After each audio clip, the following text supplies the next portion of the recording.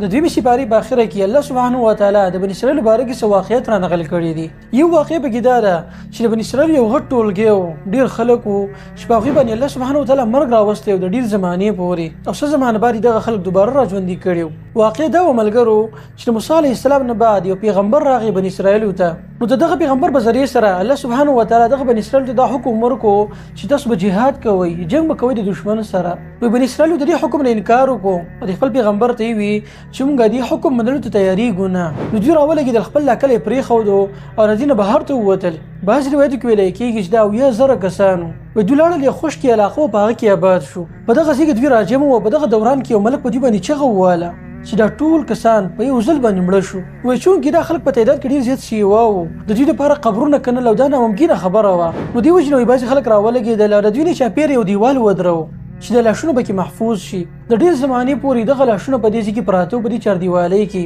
چې خلکو په دغه لاره باندې تلل راتلل او دوی ته به یې کتل. د دوی د حالت نه به یې عبرت حاصلوو تر دې چې دوی د بدنونو نه تعفن بدبو شروع شوه. وایي څه زمانه بعد په دغه خلکو باندې یو پیغمبر تېرېدو چې د هغه نوم دی حزقیل علیه السلام. دغه پیغمبر ته ذوالکفل هم ویلی کېږي. وایي دوی چې کله د بني اسرائیل په داسې حالت کې ولیدل چې داسې ګډ وډ پراته دي، د دوی د بدنونو نه بینونه روان دي. وایي د الله ته عاجزي وکړه او د الله نه دعا وغوښتله، سوال یې وکړو چې الله دا خو داسې بندګانو چې ته یې منلې، ستا په وجود باندې د هغوی ایمان و د توحید عقیدې یې لرله، لیکن د دوی نه یو خطا شوې ده، نو الله ته دوی ته معافي وکړه او دا خلک.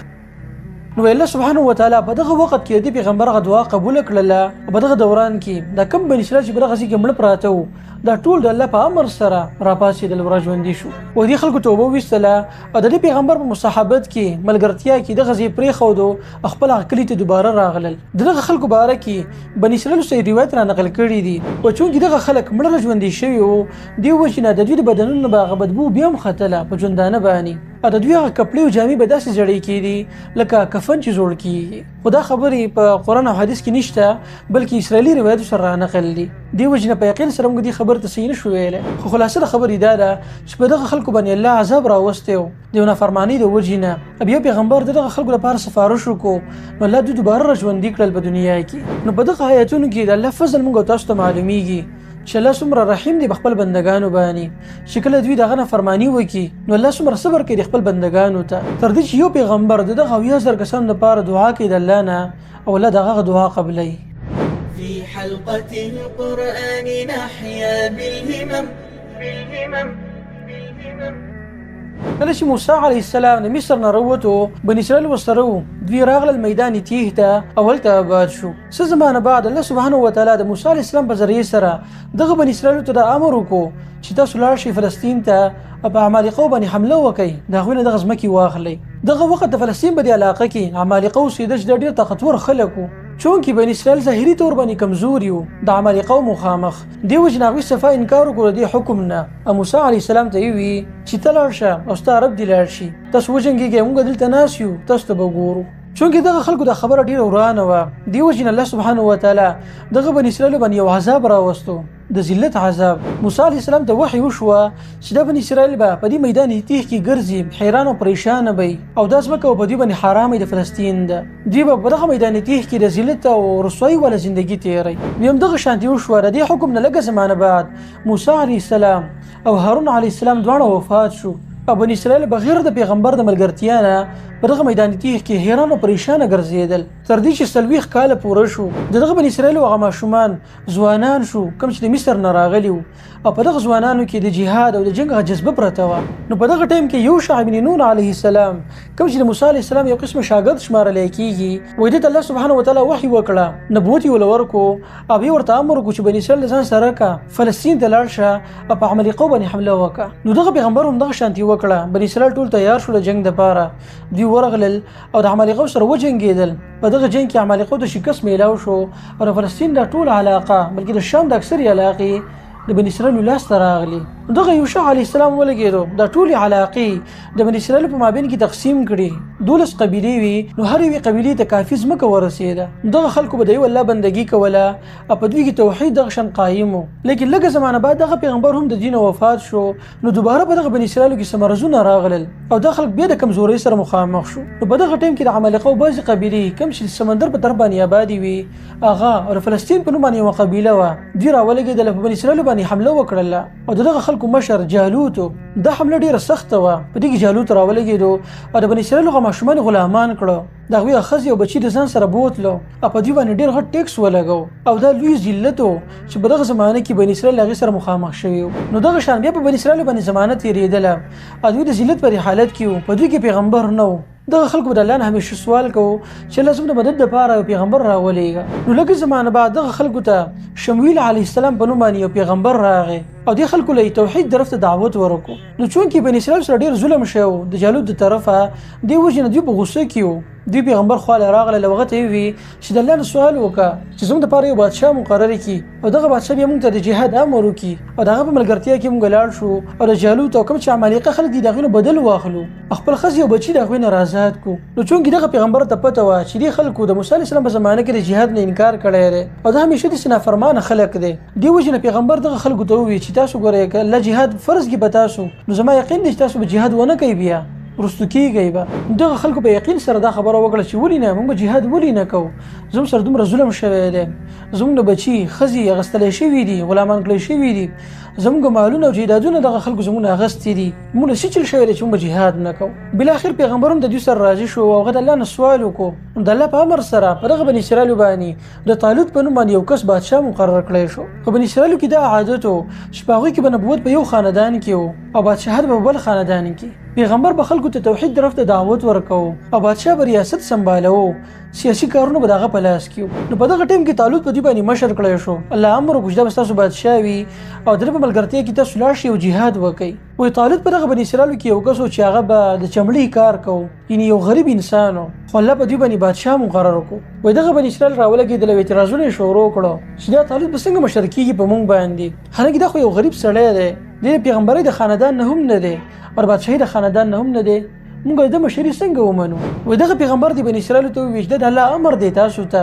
او دوی غوره کړی دی په تاسو باندې د الله علم ورکړی دی د طالوت له او ښه جسم یې وله ورکړی دی جوش جذبه او دغه شان تجربه مهارت ورسره هم شته دی دې وجې نه تاسو په دې حکم کې چون چې را نه کوئ بلکې دا به ستاسو مشر او بادشاهي د مشري به تاسو قبلوئ که تاسو سوچ وکړئ ملګرو په دغه آیتونو کې الله د طالوت دغه صفات ښکاره ذکر کړي دي چې د الله علم ورکړی دی او د دې سره سره د جسم هم برابر دی د جسامت په لحاظ سره برابر دی طاقتور دی نو دغه آیتونو معلومه شو ملګرو چې کله یو کس مشر کېږي په یو قوم باندې نو دغه قوم له پکار ده چې داسې یو کس په ځان باندې مشر کړي چې دا علم سي وایي تجربه ورسره سي وایي او د هغې سره سره دغه جسم هم برابري یعنې د لیډرشپ دپاره دا دوه صفات لازمي دي چې په انسان کې موجود وي او که تاسو تحقیق وکړئ ملګرو نو زموږ چې کوم خلفای راشدین دي په هغوی کې دا صفات ډېر په اعلی مرتبه کې موجود وو د کوم خلکو نه چې الله د دین ډېر غټ کار اخیستی دی د جهاد په میدان کې نو تاسو سوچ وکړئ چې دغه خلکو کې به خامخا دغه صفات موجود دي کوم چې په دې آیتونو کې ذکر شوي دي خلاصه د خبرې دا ده ملګرو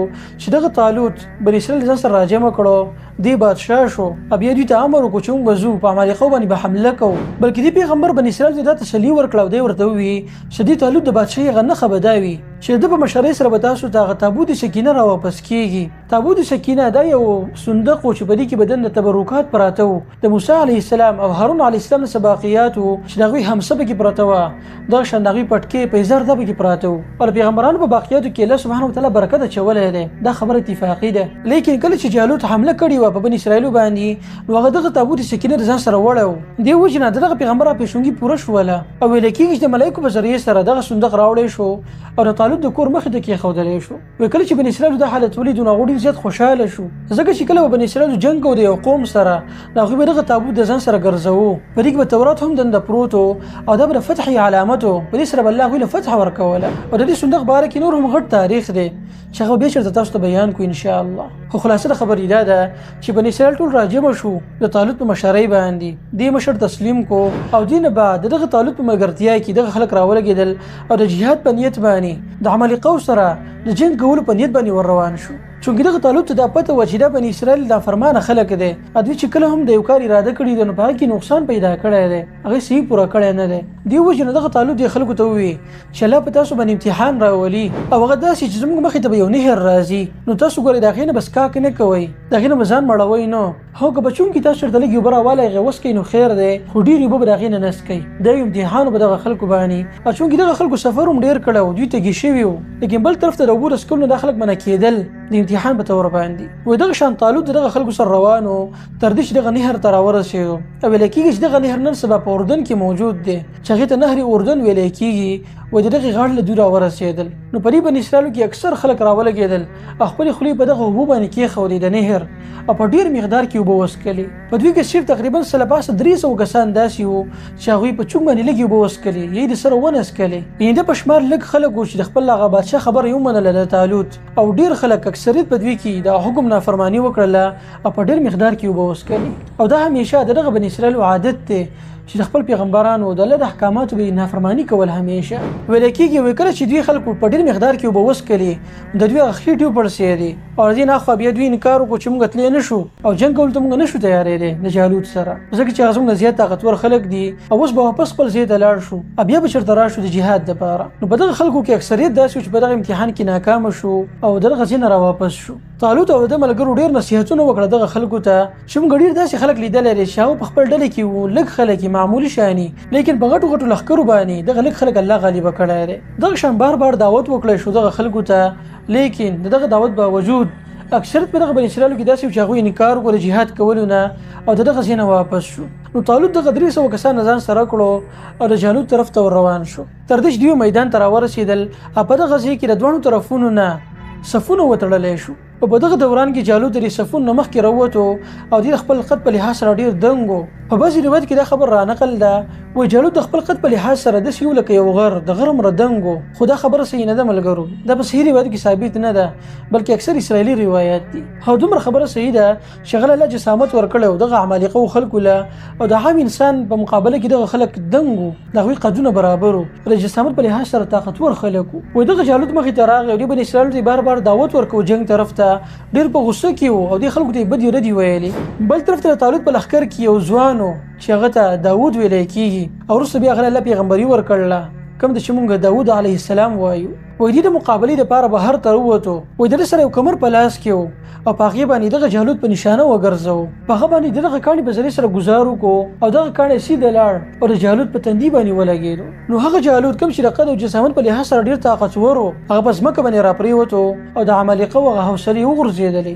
بغیر د جنګ نه دغه عمالقو د میدان پرېښودو او د دغه ځینه وتښتېدل بني اسرائیل په دغه علاقو باندې قابض شو د عمالقو نه خپل هغه بچي او خزي واپس واغستلې او دغه خلکو ته عظیمه فتح الله سبحانه وتعالی ورکړله دغه طالوت باره کې یو خبر دا هم مشهوره ده چې د په زمانو کې یو کس راغلی دی قیس عبدالرشید کوم چې د پښتنو دپاره جدي امجد شمارلی کېږي پښتانه ورته خپل بابا وایي نیکه لیکن ملګرو دا خبره صحیح طور باندې یقیني طور ثابته نه ده هسې فرضیات دي خو خلاصه د خبرې دا ده چې د طالوت په مشرۍ کې الله بني اسرائیل له فتح ورکړله هغوی غالبه شو او دغه علاقې نه ټول دشمنان بهر ته ووتل هغوی له شکست ورکړی شو او د بني اسرائیلو هغه علاقې د کوم چې دوی ویستلی شوي وو هغه علاقې دوی ته دوباره میلاو شوې هغې باندې دوباره دغه خلکو حکومت راغی د دغه زمانې نه اخوا د بني اسرائیل ډېر اعلی دور شروع کېږي کوم چې د بني اسرائیل لپاره یو قسمه ګولډن ایج هم ویلی کېږي چې په دغه زمانه کې د دې خلکو سره طاقت په لاس کې و او طاقتور خلک وو یو قسمه د ځمکې هغه ټول خلافت الله سبحانه وتعالی دغه خلکو ته ورسپارلی په دغه زمانه کې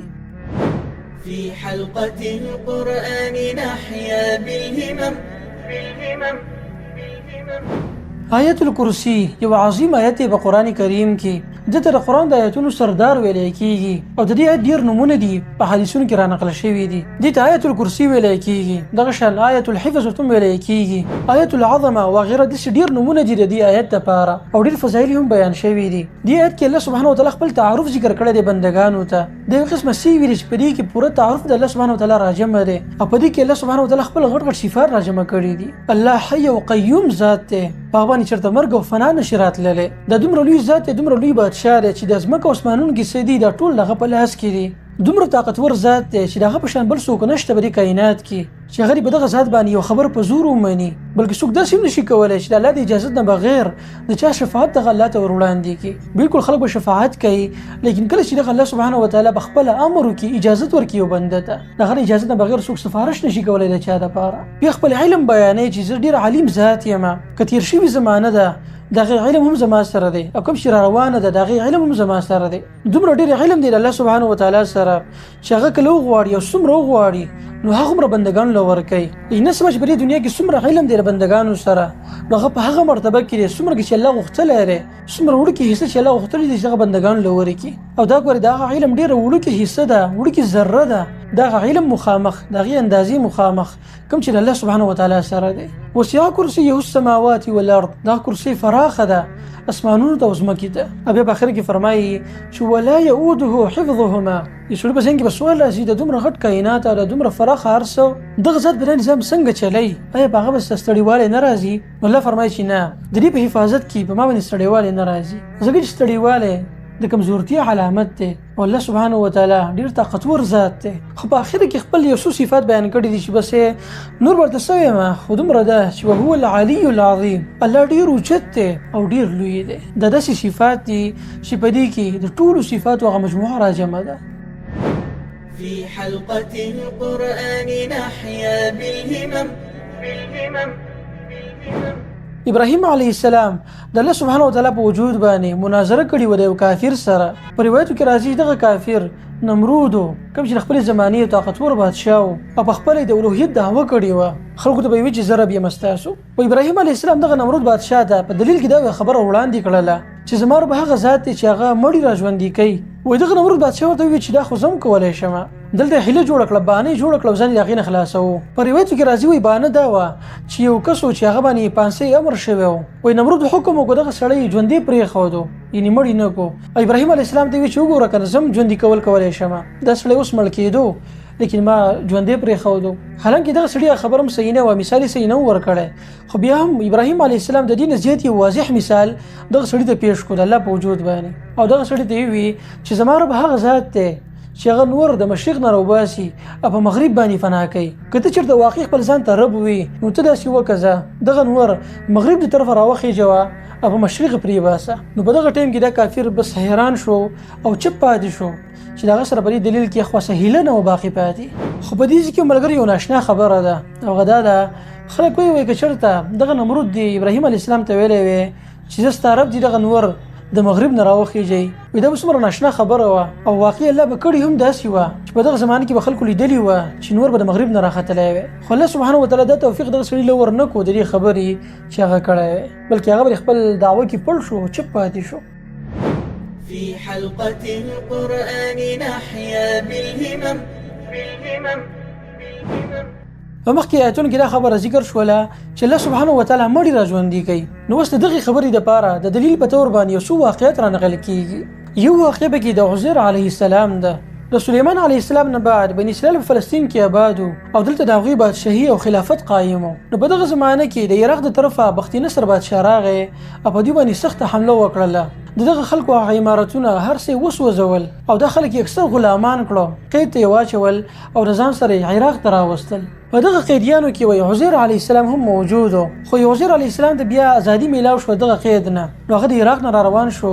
او فلسطین طرف ته راتلو. نو په لاره کې چې کله هغه د قضیې ته راورسېدو په کم کلي باندې چې بختي نصر بادشاه حمله کړې وه او دغه کلي هغه خلک ټول وژلی و د هغوی هغه کورونه هر څه ځمکې ته راچولي وو هغې ته یې اور اچولی و. عزیر علیه السلام چې کله دغه کورونو ته او دې کلي ته وکتل نو هغه په زړه کې دا سوچ راغی حیران شو چې الله سبحانه وتعالی به دا خلک څنګه را ژوندي کوي دوباره. نو په دې سوچ سره الله سبحانه وتعالی په عزیر علیه السلام باندې مرګ راوستو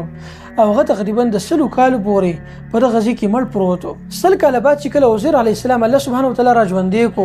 د هغه نه یې تپوس وکړو چې تا څومره زمانه تېره کړله. نو عزیر علیه السلام ورته وویل چې بس یوه ورځ یا نیمه ورځ. الله سبحانه وتعالی ورته وویل چې نه تا 100 کاله تېره کړو. د ده سره چې کومه سورلي وه هغه هم خاورې شوې وه د هغې هډوکي پراته وو خو د سره چې کوم خوراک څکاک و نو هغه بیا هم روغ پراته وو په هغې څه بدبو دا نه ورغلي. د حیرانتیا خبره وه یعنې د 100 کالو پورې څوک هم دې علاقې ته نه راغلی دا داسې خوشې پرته وه چې په هغې کې عزیر علیه السلام وفات شوی. بیا الله سبحانه وتعالی عزیر علیه السلام ته وویل چې ته دې خپل سورلی ته وګوره چې هغه سره خر و دې ته وګوره چې موږ څنګه را ژوندی کوو. دغه خره غاډو کې چې وغره جمع شو یو ځای ته ډانچې د هغې نه جوړه شوه بیا په هغه ډانچې باندې الله سبحانه وتعالی غوښه هغې ته ور واغوستله او دغه خر را ژوندی شو دلته د شک خبره نه وه بلکې عزیر علیه السلام خپل یقین سیوا کوو د هغې لپاره دې سوچ کړی او دلته هغه یقین ته ورسېدو همدې له وجې نه هغه خوشحاله شو په دې خبره باندې په روایتونو کې راځي وایي کله چې عزیر علیه السلام د دې ځای نه واپس لاړو خپلې علاقې ته بني اسرایلو سره ملاقات وشو نو هغو ته یې وویل چې زه عزیر علیه السلام یم هغوی ته انکار وکړو چې نه عزیر علیه السلام خو ډېره زمانه تېره شوې ده چې هغه وفات شوی دی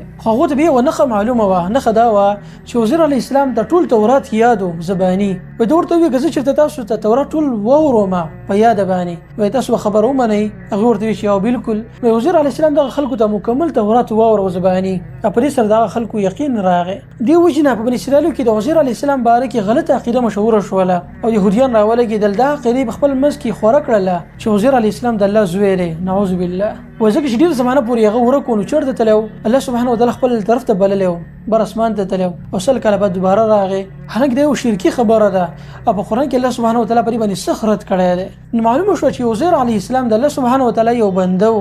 یو پیغمبر و في حلقة القرآن نحيا بالهمم ابراهیم علیه السلام د الله سبحانه وتعالی نه سوال کړو چې الله ته به د مړي څنګه راژوندي کړي او دا سوال یې د دې وجې نه کوو چې د هغه په زړه کې شک و شک نه بلکې د یقین دپاره او دې لپاره چې د هغه زړه مطمئن شي د مؤمنانو دا عادت دی چې هغوی همیشه په خپل ایمان کې زیادت راولي او دا کوشش کوي چې خپل ایمان سیوا کړي او هغه اعلی اوچتې مرتبې ته ورسوي نو دغه شان ابراهیم علیه السلام دا غوښتل چې خپل ایمان او یقین سیوا کړي نو الله سبحانه وتعالی ابراهیم علیه السلام ته وویل چې ته یو څو مارغان ځان سره عادت که غره واخله او بیا حلال کا هغو ټوکړي ټوکړي کا چکني کا د هغوی د غوښه بیا میکس کړه یو بل سره او بیا ویسه په مختلف قسمه غرونو باندې هغه کېده بیا لرې لاړ شه او دغه مرغانو ته اواز وکړه دا ټول به راژوندي شي او ستا طرف ته به رامنډه وهي نو بیا هم دغه شانتې وشوه ابراهیم علیه السلام دغه مرغانو ته اواز وکړو او هغه مرغان کوم چې چکني شوي وو دا ډېره ګرانه خبره ده چې مرغان بالکل د هغې غوښې وړې وړې شي دی بل سره میکس شي بیا د هغې نه د هر یو غوښه یو خپل ځای ته راجمع شي او د هغې نه هغه روغ مرغه جوړ شي ابراهیم علیه السلام چې دا هر څه ولیدل نو هغه اقرار وکړو چې زه خبرې خبر باندې یقین ته ورسېدم چې الله سبحانه وتعالی په هر څه باندې قادر دی ملګرو دلته بعضې خلک اعتراض کوي اعتراض دا دی اکثر ملحدین ما اورېدلی دي هغه چې ابراهیم علیه السلام چونکې پیغمبر و اوچت انسان و او هغه د خپل ایمان سیوا کولو دپاره د ایمان د زیادت دپاره الله سبحانه وتعالی نه سوال کوو الله هغه سوال قبلوو چې هغه ته دا ښوول چې مړي څنګه راژوندي کېږي نو ما ته خو کمزوري انسانان یو وایه په کار داسې نه ده چې موږ د مړي راژوندي شي موږ او تاسو په خپل سترګو باندې وینو نو ملګرو د دې سوال جواب دا دی چې دا دنیا اصل کې دارالامتحان دی په دې کې هر یو انسان په امتحان کې دی دغه انسانان ته الله سبحانه وتعالی پیغمبران را لیږلي دي او دوی په دې خبره باندې خبردار کړي دي چې داسې آخرت را روان دی په هغې کې به الله سبحانه وتعالی حساب کتاب کوي ستاسو سره دغه پیغمبران کوم چې دعوت ورکوي انسانانو ته دغه جدا مخلوق دی او الله ته ډېر نږدې خلک دی دغه خلکو هغه رابطه د الله سبحانه وتعالی سره ډېر په اعلی مرتبه کې ده دغه خلکو چې به کومه خبره کوله هغه په یقین سره کوله او د هغوی ایمانونه ډېر سیوا او په اعلی درجه کې وو دې وجې نه زموږ امتحان او د پیغمبرانو امتحان په دې کې ډېر فرق دی د دې داسې مثال دی لکه یو پروفیسر دی هغه یو پرچې ته ناست دی او یو عام طالب العلم دی چې په یو کتاب کې د هغه امتحان اخیستلی کېږي نو تاسو ماته ووایئ چې آیا د دې دواړو د امتحان یو شان دی نه بلکې دې کې فرق دی ځکه چې د دواړو هغه مرتبه بدله ده یو عام طالب العلم دی او یو پی ایچ ډي والا پروفیسر دی د دواړو په منځ کې ډېر فرق دی دې وجې نه د دوی هغه امتحان هم جدا جدا دی بله خبره دا ده چې په دنیا کې داسې ډېر خلک شته دی چې هغوی دغه معجزات لیدلي دي لیکن هغوی ایمان نه دی راوړی که تا ته الله سبحانه وتعالی چېرته وښیي چې مړي څنګه راژوندي کېږي نو دا ګورې خبره یقیني نه ده چې ته به ګورې ایمان راوړې مسلمان به شي فرعون د موسی علیه السلام هغه معجزه لیدلې وه د همسې نه مار جوړېدلي لیدلي وو لیکن ایمان یې نه و راوړی خلکو د عیسی علیه السلام معجزه لیدلې وه مړي راژوندي کېږي څنګه دی په خپلو سترګو باندې لیدلي وو لیکن ایمان یې نه و راوړی د مکي مشرکینو په خپلو سترګو باندې سپوږمۍ لیدلې وه چې دوو ټوکړو ته تقسیم شوې وه لیکن هغوی ایمان نه و راوړی نو ته څنګه دا خبره کوې چې ما ته دا وښودلی شي چې مړي څنګه راژوندي کېږي او زه به ایمان راوړم بلکې دا خبره مخکې تجربه شوې ده موږ ته معلومه ده چې ډېرو خلکو دا معجزات لیدلي دي او د هغه لیدلو باوجود دغه خلکو انکار کړی دی د پیغمبر نه په دې دنیا کې ما ته په امتحان کې یو امتحان دا دی چې مړي به څنګه راژوندي کېږي ما ته دا مشاهده نه دی کړې لیکن الله موږ ته امر کړی دی موږ ته دا ویلي دي چې په قیامت کې به الله دا ټول مړي راژوندي کوي د قبرونو به د خلک راوباسي دا کوم چې مړه شوي دي که د ټولې دنیا انسانانو ته الله سبحانه وتعالی د آخرت په خپلو سترګو باندې وښیي دغه خلک په خپلو سترګو باندې آخرت ویني جنت ویني جهنم ویني ساینسي طور باندې دغه خلکو ته دا ثابت کړی شي چې مړي به څنګه راژوندي کېږي آخرت څنګه موجود دی، ساینسي تور باندې ثابت شي د قیامت به څنګه راځي، نور به د مغرب نه څنګه راخیږي، ساینسي تور باندې خلک ویني په خپلو سترګو باندې. تاسو ماته ووایئ دلته امتحان کوم ځای پاتې شو؟ زما او ستا په ایمان کې او د فرشتو ملایکو په ایمان کې فرق څه شو بیا؟ في حلقة القرآن نحيا بالهمم. ابراهیم علیه السلام قرباني وکړه، الله سبحانه وتعالی دغه علم یقین سیوا کو. استاد ویل کېږي چې تل الله مال درکړی دی، دغه قرباني کا، د الله په لار کې دغه صدقه ورکا، هغه خرج کا، هغه الله تعالی سیوا کی، هغه کې الله برکت واچي. کوم خلک چې د الله په لار کې مال خرج کوي ډیر مزیدار مثال الله ذکر کړی دی، لکه یو زمیندار چې راولګي یو دانه پس مګه کې نه هلکی به د غوی دانه نه یو بوټي راوخیږي، په یو بوټي کې د بیا وګي راوخیږي، په هر یو وګي کې د سل دانې وي، یعنی د یوې دانې نه 200 دانې جوړې شولې. دا څومره برکت دی. دغه شانته یو نیکي وکړه چې په هغې کې اخلاص موجود وي، د الله دپاره وي، نو هغه به الله سیوا کړي د 200 پورې، بلکې د هغې نه هم زیاته. نو دلته مال د خرج کولو لپاره ترغیب دی، بیا اصول بیانېږي چې ګوره د مال په خرج کولو کې نیت ډېر لازمي دی، اخلاص لازمي دی، چې په هغې کې به ګوره ته خپل ځان د ریا نه ساتي، زبادنه به چا باندې نه کړي چې کله دې مال خرج کو. الله وایي که ته چېرته مال خرج کړې او د هغې نه بعد بیا اسبادنه کړي په سړي باندې چې ما تاله پیسې درکړي دي، د هغې نه ښه خبردار چې مال مه خرج کوه، بلکې دغه سړي سره ښه خبرې وکړه، په ښایسته اخلاقو کې دغه سره میلاو شه. نو قول معروف ومغفرة خير من صدقة يتبعها أذى. ستا له ښه خبرې اخلاق ولا خبرې دا دغه صدقې هم ډېره بهتره ده، په کوم بس چې بیا تر وروسته زبادنه کړي. نو د دې معاشرې دپاره اصول بیانېږي چې مالدار سړی دی او هغه خپل مال نه چېرته صدقه کوي، څه مال صدقه کړي، نو ګورې بیا په هغې کې دی د نیت خیال ساتي، د اخلاص نه به کار اخلي، او چا له چې څه ورکړي دي ګورې په هغه باندې بس بادنه نه کوي چې یو کس له دې مال ورکو بس خبره ختمه، ستا دا نیکي د الله سره جمع شوه، او چې کله د الله سره میلاو شي نو هغه به بدله درکوي. کوم یو سړی چې مال خرچه کوي بیا د هغې نه وروسته زبادنه کوي، د هغې لپاره مثال ذکر کېږي. مثال داسې دی لکه یو کاڼی چې په هغې باندې خاوره راجمع شوې ده او لږ شان بوټی پې هم راختی دی، خو د دې بوټي دا جړ ګورې مضبوطې نه دي، که چېرته سیلۍ راغله، طوفان راغی، نو د دغه کاڼي نه به د خاوره بلکل ویسي، کاڼی به دغه شان پاتې شي چې په دې باندې بیا څه فصل نه کرلی کېږي. نو دغه شان که ته چېرته خرج کړي او د هغې نه وروسته بیا زبادنه کړي، نیت دې خراب وي، د هغې مثال د دغه کاڼي دی چې تا مال خو خرچه کو، لیکن دغه مال تاله فایده نشي درکولی، لکه څرنګه چې هغه خاوره فایده به نه ثابتېږي کوم چې په کاڼي له پاسه پرته وي. او کوم یو خلک چې د الله په لاره کې مال خرج کړي او وروسته بیا زبادنه نه کوي، د هغې مثال داسې دی لکه په اوچته ځای باندې چې ځمکه وي، په هغه ځمکه کې سړي فصل کرلی دی، د اوچته ځمکه په دې باندې بارانونه ډېر کېږي، په دغه ځمکه کې نمي ډېره پرته وي، ښه فصل په هغې کې راخېږي. که چېرته باران ونه شي په دغه ځمکه باندې، اوس معمولي شان برخه هم په دغه ځمکه باندې وورېږي، دا هم د دغه فصل لپاره کافي کېږي. دغه شان که ته چېرته لږ مال هم خرج کړي خو ستا نیت پکې برابر وي او ته زبادنه نه کړې په هغې کې، دا به تاله ډېره زیاته فایده درکړي. دغه نیکي به ستا داسې رازرغونه شي لکه څرنګه چې په دغه اوچته ځمکه باندې لږ فصل ډېر رازرغونېږي، خپل مالک له فایده ورکوي. دغه شان به دغه نیکۍ تاله په آخرت کې فایده درکړي. نو په دې آیتونو کې الله سبحانه وتعالی خرج کولو ته ترغیب ورکړی دی چې ته کوم مال ګټې، دولت ګټې، په هغې باندې وګورې بلکل لاس نه وراچي، بلکې د هغې نه به خرج کړي، فقراو مسکینانو دپاره په هغې کې حصه وباسي. خو ورسید د خرج کولو هم کافي نه دي، بلکې په هغې کې به ته د نیت هم خیال ساتي، په اخلاص سره به دغه کار کوي او رسبادنې نه به ځان ساتي. الله سبحانه وتعالی دې موږ او تاسو خرج کوونکي جوړ کړي. في حلقة القرآن نحيا بالهمم. اوس په دې آیتونو کې الله سبحانه وتعالی د یو ریاست دپاره، اسلامي ریاست دپاره یو خاص قانون بیانوي، او هغه دا دی چې په اسلامي ریاست کې به په سود باندې سخت ممانعات وي، په هغه کې به د سود او سره وجود نه وي. ملګرو ربا، سود، زیادت ته ویلی کېږي چې په هغه کې یو سړی راولګي خپل څه پیسې راواخلي، څه کې بندې کړي، بغیر سره تعب نه، بغیر سره ستړیوالي نه، مشقت نه، هغه په دغه پیسو باندې نورې پیسې ګټي، بغیر سره تاوان د یېرې نه، هغه په دغه لږ پیسو باندې ډېر مال او دولت ګټي. د سود نقصان دا دی چې په دې کې غریب سړی ښه غریب کېږي او مالدار سړی پکې ښه مالداره کېږي. سود د وجې نه په یو ملک کې ګراني راځي، خاص کر غریبانان خلک د نور مشقت سره مخامخ کېږي، بلکې کوم خلک چې سود ورکوي هغوی به خپله د دغه سود قیمت ادا کوي، لیکن هغوی پوهېږي نه. لکه د دې داسې مثال دی ملګرو، مثال په طور یو سړی راولګېدو بینک له 1,00,000 روپۍ ورکړي او هغه ته یې وي چې ماله به په هر میاشت کې 1,000 روپۍ راکړي. اوس دغه بینک راولګېدو 1,00,000 روپۍ دنه واغستې، خو دې په بدله کې هغه نور خلکو هم دغه شان په سود باندې ډېرې پیسې راجمع کړي. بیا غټ بزنسمینان کوم چې کاروباریان خلک وي هغوی په یو ځای باندې دغه پیسې ورکړي او ته وایي چې په دې باندې ځانله مال ګټه او بدله کې ماله دومره پیسې راکوه، هغه د ځانله سود اخلي. اوس دغه سړی چې کوم کاروبار کوي او د سود د وجې نه هغه د پیسې میلاو شوي د کاروبار دپاره، نو دی لاړ شي یو خاص پراډکټ جوړ کړي، مارکیټ ته یې راوړي، او بیا په ډېر ډبل ریټ باندې خرڅوي، ګران یې خرڅوي. ولې؟ ځکه چې هغه به هغه سود هم ورکول پکار یي که نه، کوم چې هغه قرض اخیستې ده په سود باندې. اوس دې وجې نه ته چې کله بیا دغه دوکان ته لاړ شي او دغه یو څیز اخلي، نو هغه به تا ته یو په ډبل ګرام میلاویږي. ولې؟ ځکه چې تا دغه څیز دپاره سود ورکړی دی، پیسې دې ورکړي دي او سود پې اخلي. دې وجې نه په هغه پیسو باندې چې دا کوم څیز جوړ شوی دی ستا دپاره، د دې قیمت سیوا شوی دی، ځکه چې هغه وروستنی سړی به تا له پیسې درکوي بیا له دې، او که داسې هغه ونه کړي بیا هغه ته نقصان دی. دومره دولت پکې هغه نشي ګټلی چې هغه پکې سود ونه کړي په خپل ځاني او تله دې ستا سود واپس درکړي. نو خلاصه دا شوه چې ته په سود باندې یو ځینې پیسې اخلي، نو بیا په بدله کې هم ستا نه دغه پیسې اخیستلی کېږي دوباره. خو اکثر خلک په دې ګیم باندې پوهېږي نه. د دې لپاره یو ښایسته خبره ده ملګرو چې اوس مثال په طور سره 1,00,000 روپۍ دي، ته بینک ته ووایې چې زما د 1,00,000 روپۍ ته واخله او په دې باندې تجارت شروع کړه،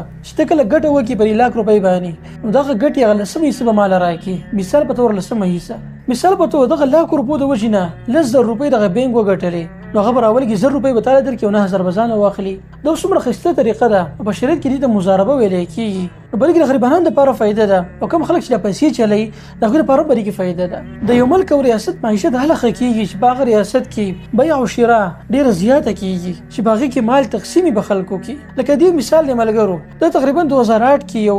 قسمه قحط راغلی په امریکا کې، د خلکو سره مال دولت بالکل ختم شوی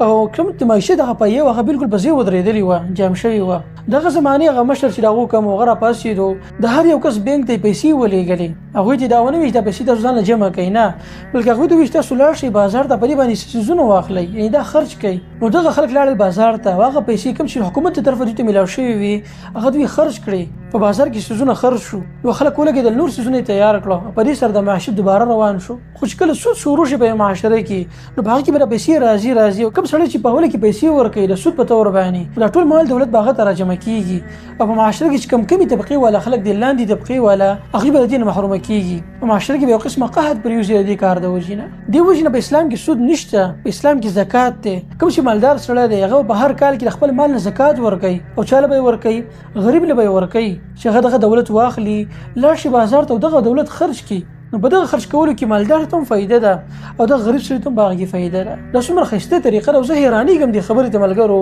چې دا مخکې اپلای شوي ده په اسلامي ریاست کې. مخکې مسلمانانو چې کوم حکومت راغلی په دنیا باندې، نو هغوی خو د سود نه ځان ساتلی دی، څومره فایده یې کړې ده. بلکې ویل کېږي چې د عمر بن عبدالعزیز رحم الله په زمانه کې مال دومره سیوا شوی و چې د زکات اخیستو والا څوک پاتې شوي نه و. سړي به زکات ورکوو او داسې څوک نه چې هغه زکات قبول کړی وی، دومره مال دولت سیوا شوی و. ولې؟ ځکه چې مال هغه تقسیم صحیح شوی و. کله چې مال دولت په صحیح طریقې سره تقسیم شي په دنیا کې، نو په دې سره بحران ختمیږي، مالي بحران. نو سبا تاسو وګورئ د دنیا 90% دولت د 10 کسانو په لاس کې دی، او د هغې وجه دغه سود دی چې دنیا ورسره مخامخ ده. خو زه په دې خبره حیران یم چې دغه خلک دا کار اپلای کوي ولې نه په خپل ملکونو کې. دوی ته پته ده چې دا کار مخکې مسلمانانو کړی دی، د سود نه ځان ساتلی دی، نو معاشي لحاظ سره هغو څومره فایده کړې ده. دا خو یو تعصب کېدی شي د اسلام سره دښمني، دا وجه هم ده، او یا خو دا وجه ده چې دغه خلک کوم چې حکمراني کوي په خلکو باندې، نو دغه خلکو ته فایده په دغه سود کې ده، او کله چې سود بند کړی شي دغه حکمرانانو ته به هغې نقصان دی. دې وجې نه په قرآن کریم کې سخته منع راغلې ده. والله فرمایلي دي که تاسو چېرته د سود نه منع کېږئ نه، بیا ځان تیار کړئ د الله سره د جنګ کولو دپاره. یعنې کوم یو انسان چې د سود نه قلاریږي نه، مطلب دا دی چې هغه اعلان کوي د الله سره د جنګ کولو، او د الله سره څوک جنګ کولی شي. او وروسته بیا الله تقوا ذکر کړي چې د الله نه ویرېږئ. یو ورځ به داسې راځي چې تاسو به کې الله ته واپس کېږئ، د دنیا فاني د ختمېدو واله ده، او په هغه وخت کې بیا تاسو ته پوره بدله درکولی کېږي د هغه اعمالو کوم چې به تاسو په دې دنیا کې کړی وي. نو سود کول، ربا، دا د معیشت لپاره ډېر لوی نقصان دی چې ټوله دنیا پرې باندې سبا خبر ده. خو دغه خلک دا عملي کوي ولې نه؟ د دې نه ځان ولې نه ساتي؟ دا یو سوال دی چې دغه خلکو ته همیشه دپاره متوجه دی. في حلقة القرآن نحيا بالهمم. آیت الدین په قرآن کریم کې اوږد آیت دی، او په دې کې الله سبحانه وتعالی د قرض او معاملاتو دپاره قوانین ذکر کوي. مخکې الله سبحانه وتعالی د سود نه منع وکړله، او دا سود اکثر د قرض په معاملاتو کې کېږي. دې وجې نه د قرض لپاره څه اصول بیانوي. اصل دا دی چې یو سړی د مثال په طور چا نه قرض واغستو، نو اوس دې دواړو نه پکار دي چې لیکل وکړي، په لیکلو کې دا خبره وکړي چې ما دې پلانکي له دومره پیسې ورکړي دي د دومره مدت دپاره، په دومره ټایم کې به دې ماته واپس کوي. الله وایي تاسو لیکل وکړئ او ګواهان پیش کړئ. دوه سړي ګواهان کوي چې هغوی چې موږ دا خبره ولیدله، زموږ مخامخ دا معاهده وشوله د دواړو په مابین کې. خو الله فرمایي چې کوم یو سړی په لیکلو باندې پوهېږي، نو هغه له پکار ده چې هغه دا لیکل وکړي. اگر ځان پټي را پټي نه چې زه د لیکل نشم کولای د خو یو ذمہواری ده ځان پټي نه د علم الله غل ورکړی دی په کار د شغل به دې کې استعمال کی او کوم کسان چې ول قرض ورکړي دوی ته الله امر کړی دی چې تاسو وګورئ دغه کاتب بیا تنګوي نه چې تاسو لیکل وکړو ابي سبا ورځ تاسو خپل مس کې جنگ په مخه د بسیزي ورته وایي چې دا خبر څنګه را خبر څنګه ده دغه کاتب تنګوي نه دغه لیکون کې یعنی لیکل به وکړي او کوم مدت د پاره چې پیسې غستلې شوی دي په کار د سړی د مدت د خدمتونو مخکې دغه پیسې د کسته واپس کی په دې معاملې کې به گواهان مقرري دوه سړي به گواهانی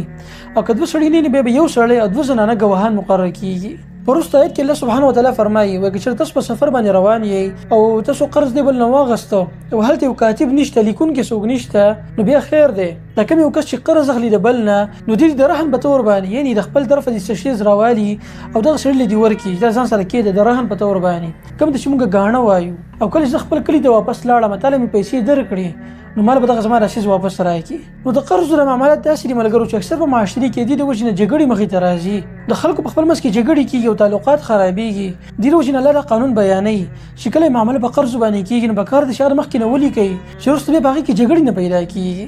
هغه شرط یو سودا لاس په لاس باندې کیږي نو باغی کې به لیکل د ضرورت نشته مو د قرض غسل لپاره اصول دي چې الله سبحانه وتعالى بیان کړی دي في حلقة القرآن نحيا بالهمم دین اخوا سورة آل عمران شروع کیږي په مخکینی سورة البقره کې الله سبحانه وتعالى خطاب کو د يهوديانو سره اکثر پکې دغه تذکیره و اوس په دې سورة آل عمران کې به اکثر تذکیره د عیسایانو کیږي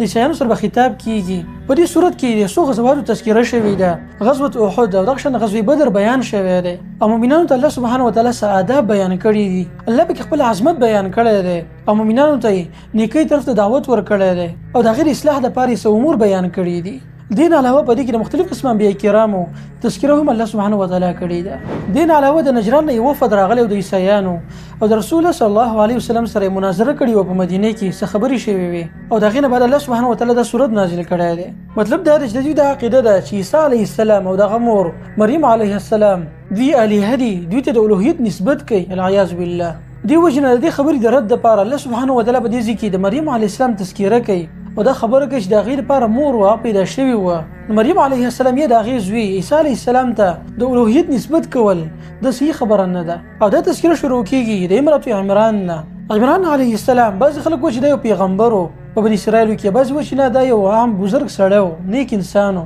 دی وجنه دغه تذکره الله په قران کریم کې کړی ده او عمران علیه السلام وفات شوی و نو دغه خزي دا نظر ومنو چې زمانه کم بچي پیدا کیږي دا به زه وقف کومه د بیت المقدس د خدمت لپاره په دغه ټیم کې د مسجد اقصی موجود و د عبادت خانه و او په بنی اسرائیل کې مخکې د خبر را روانه و چې دغه علما او پیغمبران هغه په دې کې پاتې کېدل د الله بندګي به کوله نو دې دا نظر ومنو چې خپل د بچي د بیت المقدس د خدمت لپاره وقف کومه لیکن کله چې هغه ماشوم پیدا شو د دې اراده دا و چې دا بشرته ماشوم یې الک وي لیکن هغه جنې پیدا شو دغه زنانه راولګي دا د مریم نوم کې خودو مریم مطلب ډېر عبادت کوونکی چونکه دې مریم پلار د مخکې وفات شوی و دی وجنه بنی اسرائیل کې دغه خلک راجم شو هغه بری خبر باندې قراندازي وکړله چې د مریم اوس د چا په کفالت کې څوک بر دې خیال ساتي نو په دغه قراندازي کې د زکریا علی السلام نوم راوخته او د دې د کفالت هغه ته حواله شو نو زکریا علی السلام د مریم تربیت کو در الوی شولا ابیر دی او خاص عبادت خانه و چې په هغه کې به دې بندګي کوله او د زکریا علی السلام کله کله د دې خوارت لو ته پوس به کو وکړي چې زکریا علی السلام د دې خواله راغی او د دې سره به خو د دې نشنه می ویلې دلی چې هغه دغه موسم نه وي و زکریا علی السلام د دینه د بوسو کو چې د کم زینه تعالی راځي مریم ولډي خپل جواب ورکوغي او ته وی چې هذا من عند الله دا کبر څه چې سما سرینی د الله سبحانه وتعالى له طرفه ده په دغه ټیم کې زکریا علی السلام هم ډیر عمر ته رسیدلی او د هم بچی نه وو نو په دغه ټیم کې غدا الله نو سوال وکړي چې الله ته مریم له بغیر د موسم میوه ورکولې شي نو مال هم زما په بډاوالي کې بچی راکا مال وارث راکا زکریا علی السلام په عبادت خانه کې ولاړو په دغه ټیم کې ملائکه غله خوشخبری واوروله چې الله تعالی بچی درکې او د هغه نوم به یحیی علیه السلام د زکریا علیه السلام په ډیر عمر کې یو بچی پیدا شو یحیی علیه السلام او دی وجنه د دو او د عیسی علیه السلام په مابین کې قرابت رشتہ داری ده لیکن بیا څه زمانه وروسته دغه بنی اسرائیل راولګیدل ادوی دغه یحیی علیه السلام شهید کو او دغه واقعه ده مخې ته چرته راشي ان شاء الله خو د دې ټول خبرو مقصد دا دی ملګرو چې مریم علیه السلام د یو انسانو دی به خوراک سکا کو او د الوهیت نسبت کول دا مناسبه خبره نه ده داسې یو دلیل نشته چې هغه د خبره ثابته کړي چې واقعي دغه مریم ته د الوهیت نسبت کول دا صحیح دي. نو په دې ځای کې رد وشو په عیسایانو باندې. او مخکې د عیسی علیه السلام تذکره هم شوې ده، خو هغه به ښه په تفصیلي طور باندې تاسو ته ذکر شي په سورة مریم کې انشاءالله. في حلقة القرآن نحيا بالهمم. نجران یو علاقه ده چې د یمن په شمال طرف کې واقع ده. د دین یو وفد راغلی د عیسایانو مدینې ته، هغوی ملاقات کړی د رسول الله صلی الله علیه وسلم سره. رسول الله دغه کسان په مدینه کې پاتې کړل، مسجد نبوي کې دوی له ځای ورکړو. دغه عیسایان راولګېده او د رسول الله صلی الله علیه وسلم سره مناظره وکړله. ډېرې خبرې وشولې، لکه دوی پکې یوه خبره دا وکړله، نبی اسلام دی وی چې د عیسی علیه السلام پلار نشته. دا خبره خو ته هم منې، نو چې د عیسی علیه السلام پلار نشته نو مطلب دا دی چې د الله زوی دی که نه. نو الله سبحانه وتعالى دغه خبرې جواب وکړو او الله فرمایل ان مثل عیسی عند الله كمثل آدم خلقه من تراب ثم قال له كن فيكون. الله فرمایل چې عیسی علیه السلام مثال د الله په نسبت د آدم علیه السلام په شان دی، د الله په امر سره پیدا شوی دی. د دې خبرې مطلب دا دی که تاسو دا خبر په دلیل باندې ګڼئ چې عیسی علیه السلام پلار نشته، دی وجه د الله زوی دی، نو بیا خو د آدم علیه السلام پلار او مور دواړه نشته. د عیسی علیه السلام خو کم از کم مور شته دی که نه، د آدم علیه السلام خو مور هم نشته، بیا هغه ته د الوهیت د نسبت تاسو ولې نه کوئ؟ کله چې دا خبره ډېرې اوږدې شو، دې خلکو خبره نه منله، نو الله سبحانه وتعالی نبی اسلام ته ویل چې دې خلکو له چیلنج ورکړه، مباهلې، چې تاسو خپل بچي خپل اولاد راولئ میدان ته او زه به خپل د اولاد راولم او خیري به وکړو یو بل ته. په موږ کې چې کومه یوه ډله په باطل باندې ولاړه وي، په هغې به الله لعنت راولېږي، هغه به هلاک شي. وایي رسول الله صلی الله علیه وسلم خپله لور فاطمه رضی الله عنها، حضرت علي رضی الله عنه او دغه شان حسن حسین دې د ځان سره کړو او د مباهلې دپاره راووتو. وایي کله چې دغه نجران دې وفد ته پته ولګېده چې د الله رسول مباهله کول غواړي، نو هغوی د مباهلې نه شاته شو او د الله رسول ته یې وویل چې موږ باندې جزیه مقرر کړه، موږ به ټکس درکوو، خیر دی. نو دغه د نجران دې خلکو باندې جزیه مقرر کړی شوه او دغه وفد واپس راغی نجران ته.